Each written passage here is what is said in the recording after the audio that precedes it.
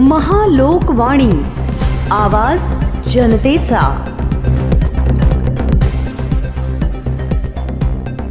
तोफखाना पोलिसांची मोठी कारवाई, 8.5 किलो गांजा जप्त।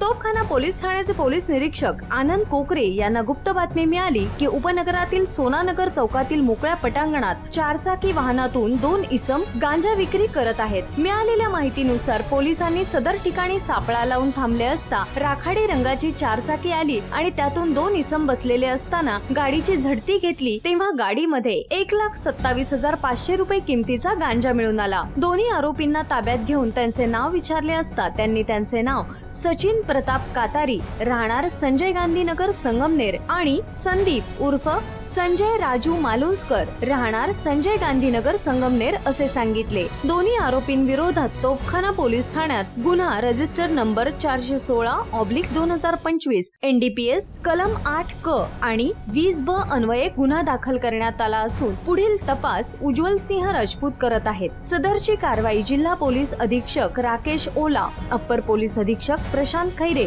उपविभागीय पोलीस अधिकारी नगर शहर विभाग अमोल भारती यांच्या मार्गदर्शनाखाली तोफखाना पोलीस ठाण्याचे पोलीस निरीक्षक आनंद कोकरे, नायब तहसीलदार गणेश भानवसे, पोलीस उपनिरीक्षक शैलेश पाटील, पोलीस अंमलदार योगेश चव्हाण, सुधीर खाडे, भानुदास खेडकर, सुनील चव्हाण, सुनील शिरसाट, अहमद इनामदार, वसीम पठाण, सुमित गवळी, सतीश त्रिभुवन, सतीश भवर, सागर साबळे, सुजय हिवाळे, महेश पाखरे, बाळासाहेब भापसे आणि मोबाईल सेलचे अंमलदार नितीन शिंदे यांनी केली आहे।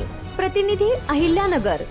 महालोकवाणी न्यूज चॅनलला लाईक करा, सबस्क्राईब करा, जास्तीत जास्त शेअर करा आणि अपडेट रहा।